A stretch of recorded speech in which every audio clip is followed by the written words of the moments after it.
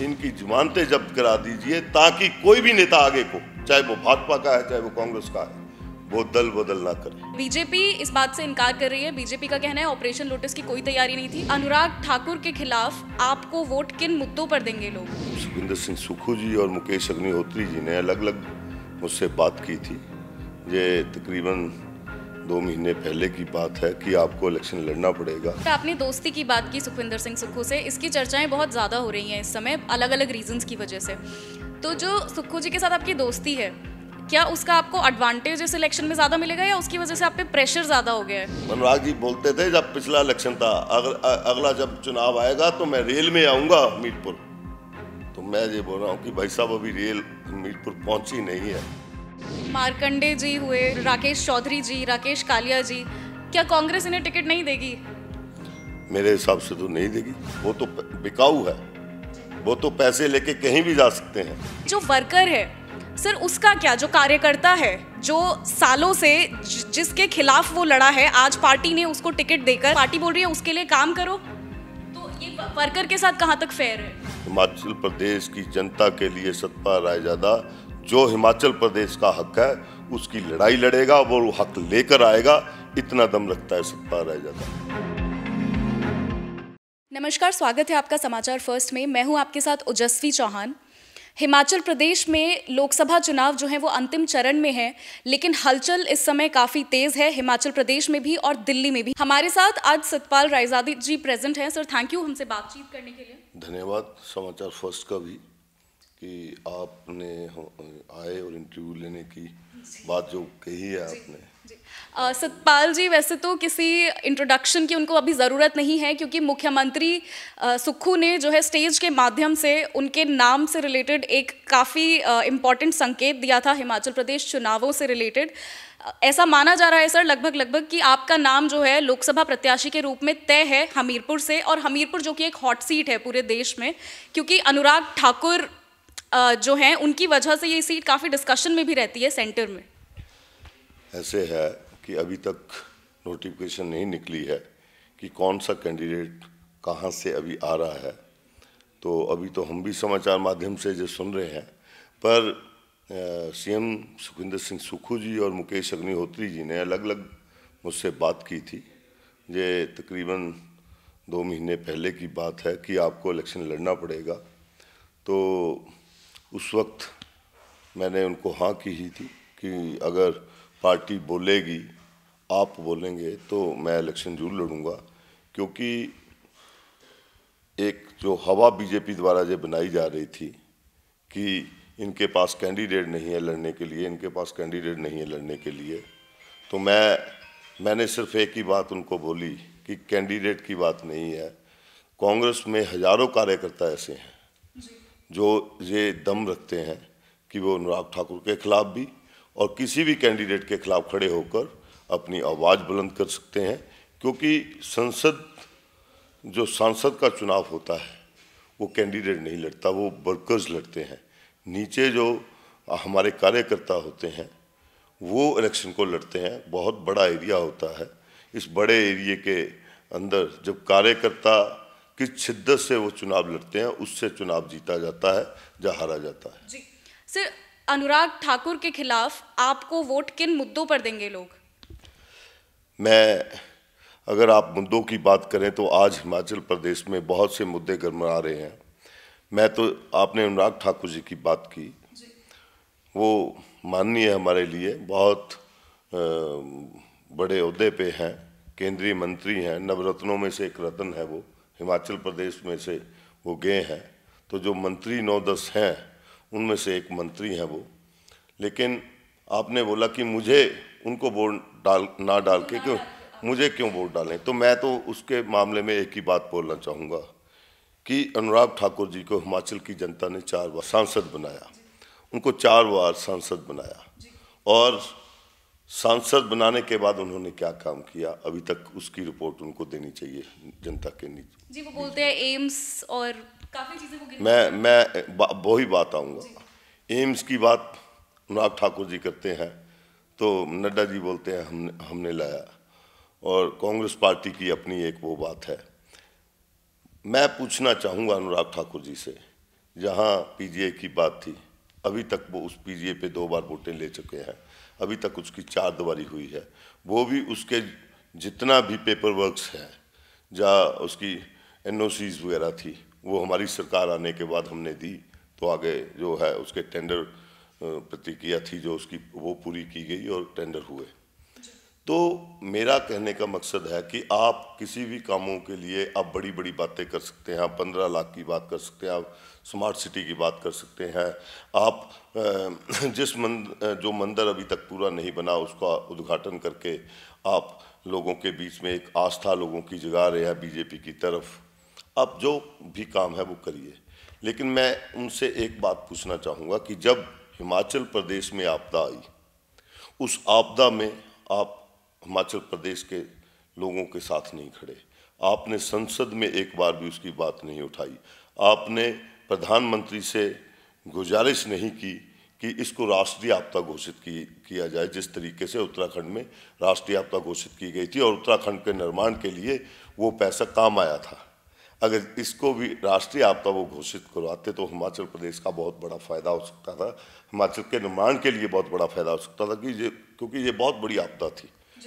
तो हिमाचल प्रदेश के लोगों के साथ नहीं खड़े हुए। उसके बाद आपने देखा कि पीछे जो बीजेपी द्वारा किस तरीके से धन बल का प्रयोग करके सरकार को गिराने का काम हुआ, और 9 विधायक, 3 तो चलो वो इंडिपेंडेंट्स थे, लेकिन 6 विधायक कांग्रेस के जिस तरीके से खरीदे गए, और उसके बाद उनको जिस तरीके से सैर कराई गई, बार बार हेलीकॉप्टरों में आना और रिजर्व पुलिस का उनके साथ लगना, और अभी तक वो लगी हुई है। और उस वक्त जब ये सब हो रहा था और अनुराग ठाकुर जी सत्ता या सांसद बनने के लिए इतने उत्सुक आज भी हैं कि उन्होंने कोई विरोध नहीं किया इस चीज़ का। उसमें इन्होंने उन व्यक्तियों को, जिन व्यक्तियों ने इनके पिताजी को मुख्यमंत्री बनाया, धवाला जी हैं, आपको याद होगा कि जब कांग्रेस की सरकार बन रही थी, धवाला जी कांग्रेस के साथ जुड़ गए थे और 2-4 दिन बाद ही धवाला जी उठे और प्रेम कुमार धूमल जी के कैंप में बैठकर उनको मुख्यमंत्री उन्होंने बनाया। आज वो धवाला जी रो रहे हैं, और वो उनकी हालत ऐसी हो गई कि उनको ऑफिस के अंदर, वो जब ऑफिस जाने लगे तो ऑफिस को ताले लगा दिए गए। और उसके बाद हमारे वरिंदर कंवर जी हैं, कुटलैट क्षेत्र से आते हैं, धूमल जी हार गए थे। हारने के बाद उन्होंने अपनी सीट ऑफर की थी कि मुख्यमंत्री इनको बनाया जाए, धूमल जी को, और मैं अपनी सीट छोड़ने के लिए तैयार हूँ।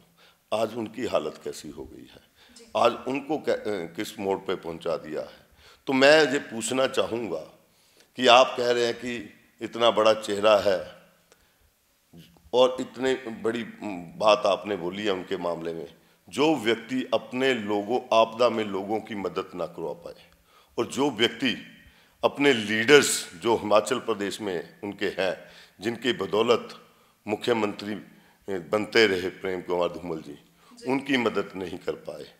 वो ना हिमाचल प्रदेश के लोगों की मदद कर पाए, ना वो अपने कार्यकर्ताओं की मदद कर पाए, ना वो अपने लीडर्स की मदद कर पाए। किस तरीके से वो कितने बड़े हो सकते हैं?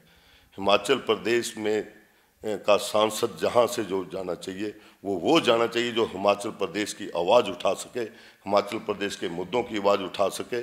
जिस तरीके से मैं बोलना चाहता हूं कि कभी अनुराग जी ने ये मुद्दा उठाया कि हम जो एनपीएस और ओल्ड पेंशन स्कीम का जो मुद्दा चला था कि उसमें आप ओपीएस दीजिए हिमाचल प्रदेश के कर्मचारियों को।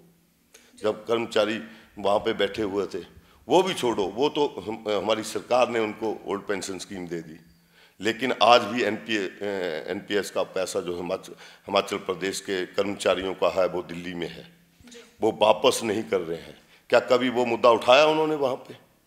मैं आपको एक ही बात बोलूँगा कि अगर सतपाल रायजादा को टिकट मिलती है, पहले तो अभी टिकट डिक्लेयर नहीं हुई है, मैं साफ शब्दों में बोल दूँ, बहुत से कार्यकर्ता होते हैं, कोई भी दिल्ली हाईकमान किसी को भी कैंडिडेट दे सकती है, और हमारा तो धर्म तब ये बनता है कि जिसको भी कैंडिडेट दें हम उसके साथ चले और अपने कैंडिडेट को जिता के लेके आए, हमारा धर्म ये बनता है।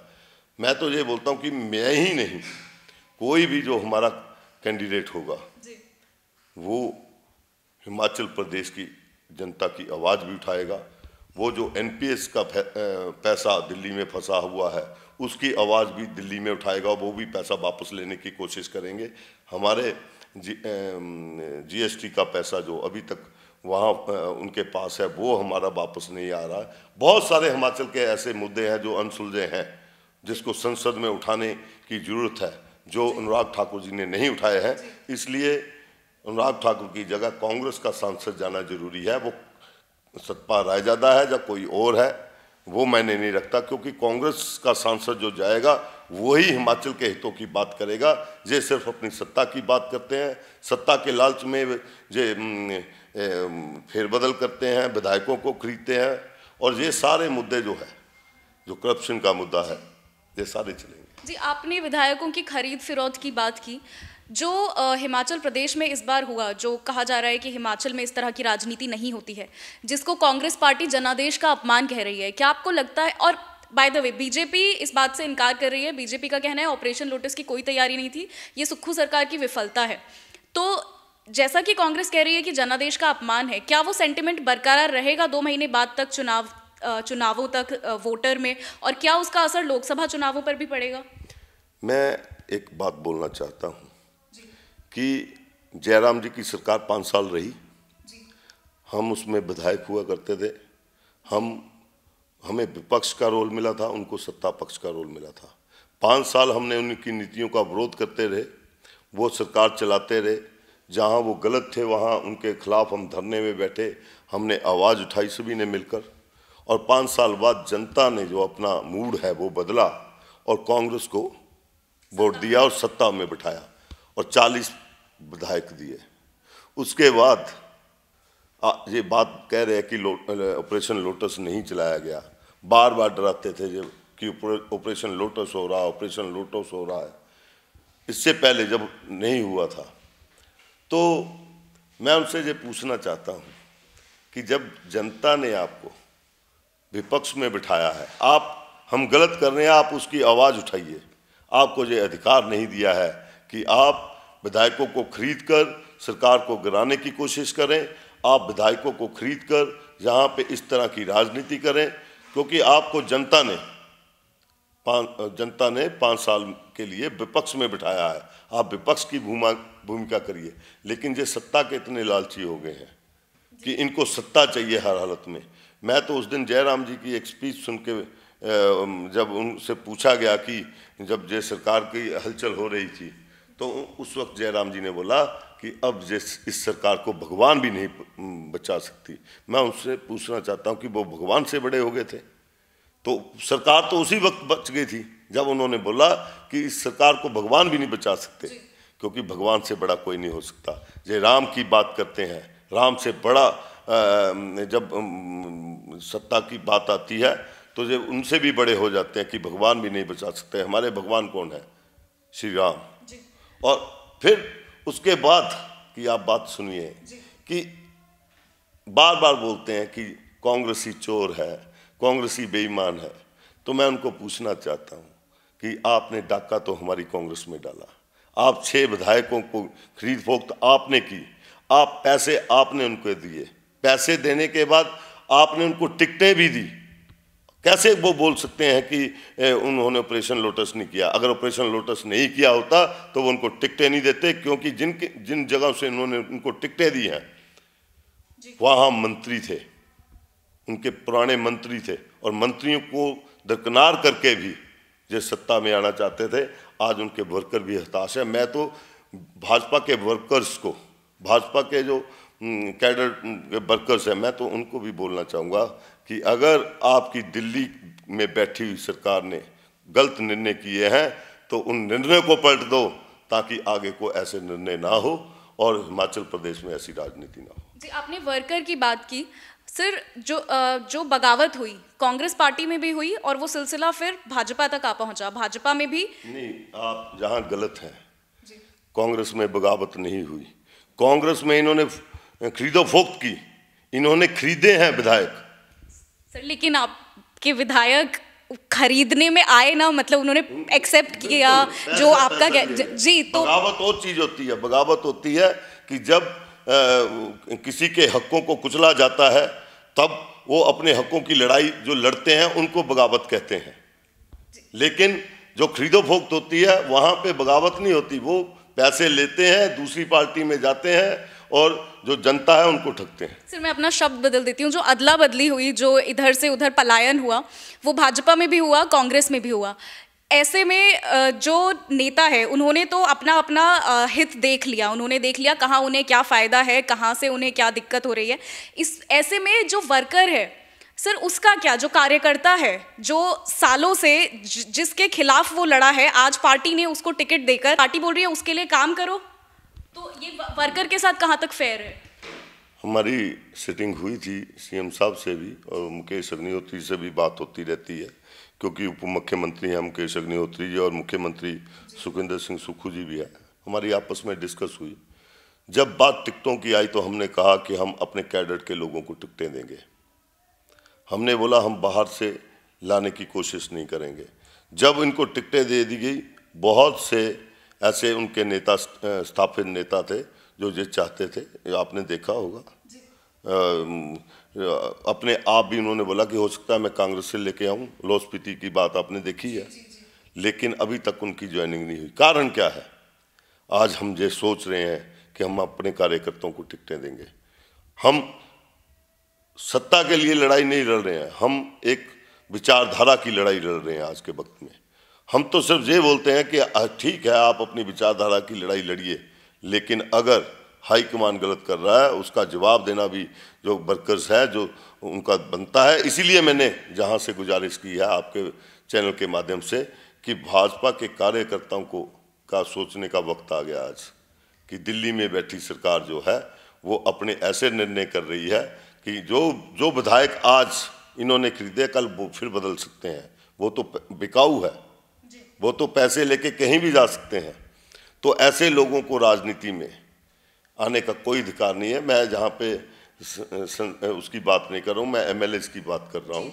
वहाँ तो मेरी हाथ जोड़ के बेनती है हिमाचल प्रदेश के लोगों से, कार्यकर्ता बीजेपी के हों कांग्रेस के हों, कि एक तरफा वोट डालिए, इनकी जमानतें जब्त करा दीजिए, ताकि कोई भी नेता आगे को, चाहे वो भाजपा का है चाहे वो कांग्रेस का है, वो दल बदल ना करे। जी, तो क्या मार्कंडे जी हुए, राकेश चौधरी जी, राकेश कालिया जी, क्या कांग्रेस इन्हें टिकट नहीं देगी? मेरे हिसाब से तो नहीं देगी। बाकी तो आप पार्टी हाईकमान है, क्या करती है हम इंतजार कर रहे हैं। जी, तो वापस थोड़ा सा लोकसभा पे हम नेविगेट करके आते हैं। अगर सतपाल रायजादा को हमीरपुर की जनता अपना सांसद बनाती है तो क्या एक्सपेक्ट वो कर सकते हैं आपसे? क्या आपका अपना मैनिफेस्टो क्या रहेगा? सबसे पहले नीतियां जो पार्टी की होती हैं, हर कार्यकर्ता हर लीडर उन्हीं नीतियों के ऊपर चलता है। और जो कांग्रेस की हमारी जो नीतियां हैं वो बहुत साफ सुथरी हैं कि हम जनता के लिए है, जनता के सेवक हैं और जनता की लड़ाई लड़ेंगे। तो मैं एक ही बात इंश्योर करूंगा हिमाचल प्रदेश की जनता को कि अगर सतपाल रायजादा सांसद बनकर दिल्ली में पहुंचता है तो कभी भी हिमाचल प्रदेश के ऊपर खुदा न करे कोई आपदा आए तो कांग्रेस पार्टी हो चाहे भाजपा वहाँ पे शासन में हो, हिमाचल प्रदेश की जनता के लिए सतपाल रायजादा जो हिमाचल प्रदेश का हक है उसकी लड़ाई लड़ेगा, वो हक लेकर आएगा। इतना दम रखता है सतपाल रायजादा। और दूसरी बात, बहुत सारे ऐसे कई मुद्दे हैं हिमाचल प्रदेश के, चाहे वो पानी को लेकर हो चाहे वो और मुद्दे हों, उन सब की लड़ाई संसद में लड़नी चाहिए थी अनुराग जी को। वो तो लड़ाई नहीं लड़ी गई। आप बात करते हो कई बार जो ट्रेनों की बात करते हैं कि ये ट्रेन लगवा दी, अब वंदे भारत आ गई, अब वो आ गई। मैं आपसे ये पूछना चाहता हूँ, प्रदेश का विकास या देश का विकास की गाथा जो मेन लिखी जाती है वो सड़कों से लिखी जाती है, रेल पटरियों से लिखी जाती है, या नई उनसे लिखी जाती है। अब सड़कें या रेल पटरी जो है जहाँ पे ऊना में खास करके जिन पे इन्होंने ट्रेन की बातें की कि हमने ये ट्रेनें लगा दी, ये सारी रेल पटरी कांग्रेस द्वारा बिछाई गई। अब कांग्रेस द्वारा रेल पटरियाँ बिछाई गई है तो इसके बाद इनकी सरकार अगर आई है तो उस रूट पे जो बसें चलानी है या कौन सी रेल चलानी है वो तो फिर उस सरकार का काम होता है। ये तो कोई बहुत बड़ा काम नहीं है ना। ये रेल चला दी, इसके डब्बे उधर जोड़ दिए, इसके डब्बे उधर जोड़ दिए। वो कोई भी जो रूट्स होते हैं वो मध्य प्रदेश के अलग रूट्स होंगे, गुजरात के अलग रूट्स होंगे और अलग अलग मंत्री अपने अपनी तरफ वो जनता के हिसाब से कितनी जनता आ रही है उस हिसाब से ट्रेनें बढ़ रही हैं और कम हो रही हैं। ये कोई बड़ी बात नहीं है। बात ये है कि आपने वो रेल की पटड़ी कहाँ तक पहुँचाई। आपने बात की थी हमीरपुर में रेल लेके जाएंगे, 1000 का फंड है उसमें, अभी तक 1000 रुपया आया है। वो अनुराग जी बोलते थे जब पिछला इलेक्शन था, अगला जब चुनाव आएगा तो मैं रेल में आऊँगा हमीरपुर। तो मैं ये बोल रहा हूँ कि भाई साहब अभी रेल हमीरपुर पहुँची नहीं है, तो आप उसका इंतजार करिए, जब रेल पहुंचेगी तब आप इलेक्शन लड़ना। मैं तो यही बोलना चाहूँगा उनको। आपको कोई शिकायत है पार्टी से कि आपको अभी तक कोई पद नहीं दिया गया? अगर कुछ ऐसा होता तो जनता से आपका कनेक्ट थोड़ा ज़्यादा होता, आपका एक इन्फ्लुएंस पहले से होता। जैसे आपके सामने जो हैं अनुराग ठाकुर, उनके पास बहुत सारे पद हैं और वो बहुत टाइम से जनता से अलग अलग लेवल पर कनेक्ट कर रहे हैं, लेकिन आप जैसे आपकी अभी एंट्री होगी, तो क्या ये आपको लगता है थोड़ा ड्रॉबैक रहेगा आपके लिए? मेरा मानना है कि जब भी कोई भी सरकार सत्ता में आती है तो बहुत सारी ऐसी बातें होती हैं। कई बार यहाँ भी जो विरोध पनपा, तो ये लोग गए तो इन्होंने बड़ी बड़ी बातें की वहाँ पे कि मित्रों की सरकार है, इस तरीके से जैसे बोल रहे थे ये। तो मैं उस वक्त भी यही जवाब देता था उनको कि सतपाल रायजादा से बड़ा दोस्त सुखविंदर सिंह सुक्खू का कौन होगा।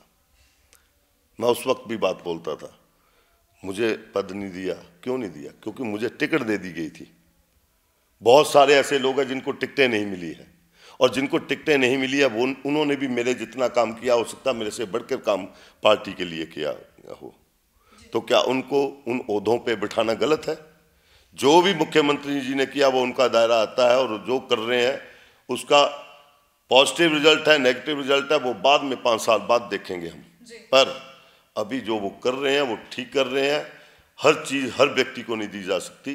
जहाँ कार्यकर्ता बहुत सारे हैं, वो एक परिवार है, कांग्रेस परिवार है, उसमें जिस व्यक्ति ने जितनी जितनी मेहनत की है उस हिसाब से उन्होंने देने की कोशिश किया। और वैसे भी मुकम्मल जहाँ नहीं मिलता तो हम तो हर व्यक्ति चाहता कि मुझे ये भी मिल जाए वो भी मिल जाए, तो ऐसा नहीं ना होता। तो ऐसा कोई गिला नहीं, कोई शिकवा नहीं। कारण ये है कि जो भी मिला है बहुत कुछ मिला है, प्यार मिला है और सब कुछ पार्टी ने दिया है। आज जो भी सतपाल रायजादा है इसलिए है कि कांग्रेस पार्टी ने टिकट दी, मैं जीतकर जहाँ से आया, और जो भी नाम मेरा है इस पार्टी के वजह से है, और मैं पार्टी का सच्चा सिपाही हूँ। जहाँ जो भी आगे पार्टी मुझे जिम्मेवारी देगी मैं उस जिम्मेवारी में अच्छा करने की कोशिश करूँगा। मैं ये बोलता हूँ कि जैसे आप बोलते हैं कि आपको ओहदा नहीं दिया गया, उसको उन ओहदों को भी क्या करना है। आज अनुराग ठाकुर जी आप देखिए क्रिकेट के उस मुकाम पे रहे, उस मुकाम पे आज उनके भाई साहब भी हैं साथ में, अमित शाह के बेटे भी हैं उनमें। पहले अनुराग ठाकुर ही सर्वोपरि थे उसके। आप मुझे ये बताएं कि हिमाचल प्रदेश के किस व्यक्ति को उन्होंने रणजी में खिलाया है? जहाँ रणजी तो चलो वो खेल लेते हैं बच्चे, बहुत हुआ है। उसके बाद इंडियन क्रिकेट में कितनों की एंट्री हुई है, IPL में कितनों की एंट्री हुई है। हिमाचल प्रदेश के बच्चे जो हिमाचल से खेलने चाहिए, वहाँ भी पंजाब और हरियाणा के बच्चों को खिलाकर हिमाचल की टीम से उनको आगे लाया जाता है। ये एक ऐसा धंधा चला रखा है इन लोगों ने। ये कोई भी, चाहे वो क्रिकेट की बात हो चाहे वो राजनीति की बात हो, इनके लिए राजनीति और जनता के लिए नहीं है, हिमाचल प्रदेश के लोगों के लिए नहीं है। क्योंकि अगर हिमाचल प्रदेश के लोगों के लिए लड़ाई लड़ते तो ये आपदा में उनकी मदद करते। अगर हिमाचल प्रदेश के लोगों के लिए ये लड़ते, जब हमारे बच्चों के लिए लड़ते, तो आज हिमाचल प्रदेश के बच्चे IPL खेल रहे होते, और IPL के बाद इंडियन जो हमारी टीम है उसमें भी होते। सो मेरा यही बोलना है, बात ये नहीं है कि जिस ओहदे पे आप बैठे हैं क्या आप उसके प्रति ईमानदारी से काम कर रहे हैं या नहीं कर रहे हैं, ये मैंने रखता है। जी सर, आपने दोस्ती की बात की सुखविंदर सिंह सुक्खू से। इसकी चर्चाएं बहुत ज़्यादा हो रही हैं इस समय अलग अलग रीजंस की वजह से। तो जो सुक्खू जी के साथ आपकी दोस्ती है, क्या उसका आपको एडवांटेज इस इलेक्शन में ज़्यादा मिलेगा या उसकी वजह से आप पे प्रेशर ज़्यादा हो गया है? दोस्ती में कभी भी फायदा और नुकसान नहीं देखा जाता। पर राजनीति में तो हर चीज़ का फायदा और नुकसान निकलता ही है, चाहे आप ना देखें। फायदा हो जाए तब भी दोस्ती है, नुकसान हो जाए तब भी दोस्ती है। दोस्ती तो दोस्ती है ना।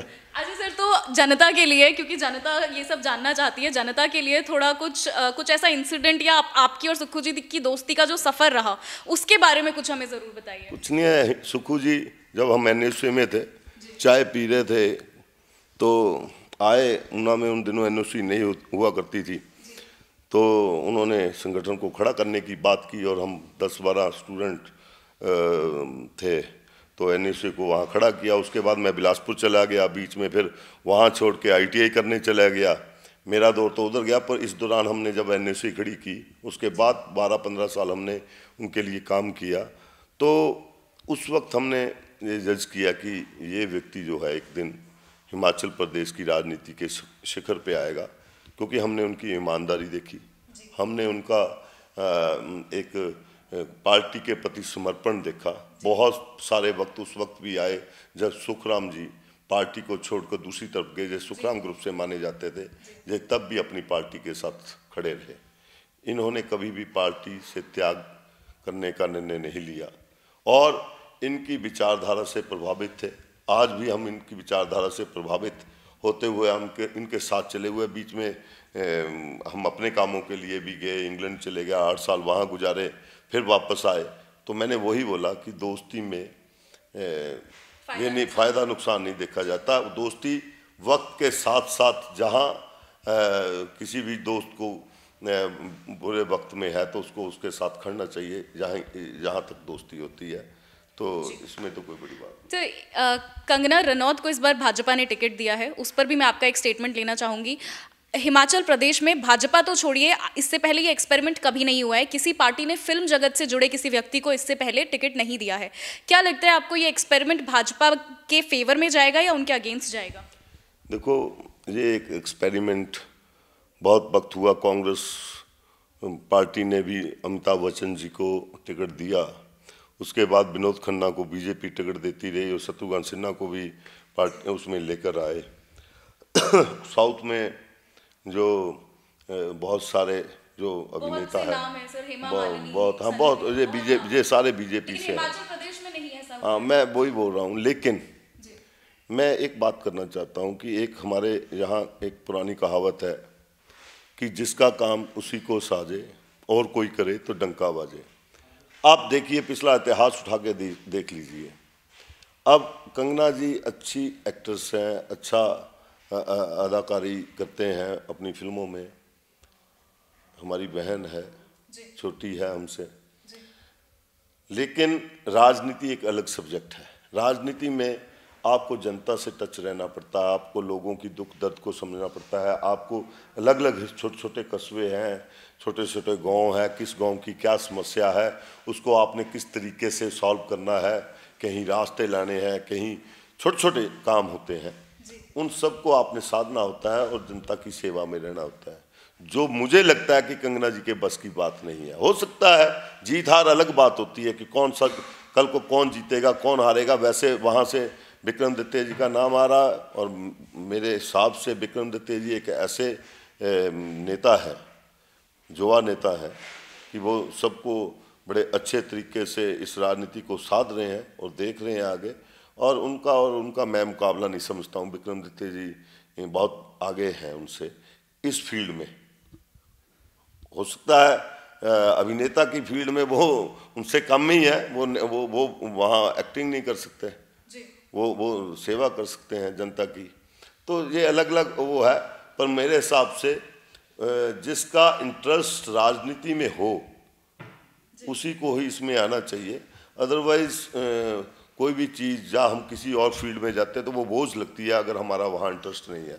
अगर कंगना जी का इंटरेस्ट है तो मैं उनसे ये गुजारिश करूँगा कि वो कम से कम, चाहे वो हारें चाहे वो जीतें, लेकिन उसके बाद भी वो उसी फील्ड में दिखें, तब मानूंगा। अगर वो हार भी जाती हैं वो तब भी वहाँ पे दिखें, तब भी जैसे हम हारे हैं, हम अपनी फील्ड में हैं, हम अपनी विधानसभा में हैं, तब भी वो उस संसदीय क्षेत्र में नजर आए, तब मानूंगा कि उनका जो प्यार है वो मंडी की जनता के साथ है, हिमाचल प्रदेश की जनता के साथ। जी सर, मेरा आखिरी सवाल है, इसके 2 पार्ट्स हैं। सर, जो पहले तो ये जानना चाहेंगे आपसे कि 6+4 जो चुनाव होने वाले हैं उनका रिजल्ट आपके हिसाब से क्या होगा, उपचुनावों का और लोकसभा का। दूसरा सर जो पार्ट है वो इस सवाल का ये है कि 3 वो सीटें जहां चुनाव नहीं हो रहे हैं, जो निर्दलीय विधायकों ने इस्तीफा दिया, आपको क्या लगता है क्या कारण होगा उसका? क्योंकि पूरे देश में ऐसा कभी नहीं हुआ है कि निर्दलीय विधायकों ने इस्तीफा दिया हो, क्योंकि वो जिसे चाहे समर्थन बाहर से भी दे सकते हैं। आपने अपने सवाल में ही जवाब दिया कि हमारे जो स्पीकर साहब हैं वो भी उनसे यही पूछ रहे हैं कि आप बीजेपी को सपोर्ट कर रहे हैं तो करते रहो ना, हम कहाँ मना कर रहे हैं कि आप इधर की सपोर्ट करो, लेकिन आप इस्तीफा क्यों दे रहे हो? क्या आप इस्तीफा देके दोबारा एमएलए का इलेक्शन लड़ेंगे? और अगर इलेक्शन लड़ेंगे तब भी आप एमएलए बनोगे अगर जीत जाओगे, मंत्री तो नहीं बन जाएंगे, अपना सांसद तो नहीं बन जाएंगे। जब बनना ही एमएलए है तो क्यों प्रदेश की जनता के ऊपर आप लोग बोझ डाल रहे हो? कहीं इस रिजाइन के पीछे लेन देन तो नहीं हुआ? इसकी इंक्वायरी हो रही है। हो सकता है आप तो बात ये कर रहे हो सकता है इनके ऊपर आने वाले दिनों में अगर ऐसे चार्जेज आ जाते हैं कि पैसा लेकर किया है तो ये आगे चुनाव में भी ना जा पाए। ये तो आगे की जो आगे आएगा क्या प्रतिशत आती है तो उसके हिसाब से होगा। लेकिन जब 6 आप चुनाव की बात कर रहे हैं तो मैं अनुराग जी को उनकी क्रिकेट की शैली में एक जवाब दे दूं, चौका भी हम मारेंगे, छक्का भी हम मारेंगे। जी, तो इस जो ये सर ने लास्ट में एक डायलॉग इतना अच्छा बोल दिया है, तो इसी नोट पर हम इस इंटरव्यू का अंत करेंगे। सतपाल रायजादा जी को अभी अभी आपने सुना, जो मुख्यमंत्री के करीबी माने जाते हैं। उन्होंने खुद भी अपनी और उनकी दोस्ती की कुछ बातें हमारे साथ यहाँ पर साझा की। आने वाले चुनावों में ये जो सीट है ये हॉट सीट बननी रहने वाली है, जो कि अभी भी वो सीट है क्योंकि एक तो अनुराग ठाकुर का नाम उससे जुड़ा है, दूसरी चीज़ मुख्यमंत्री, उप मुख्यमंत्री, जेपी नड्डा सभी का संसदीय क्षेत्र भी इसी संसदीय क्षेत्र से वो आते हैं। तो इलेक्शन से जुड़ी सारी एक्सटेंसिव कवरेज के लिए आप जुड़े रहिए समाचार फर्स्ट पर। Thank you.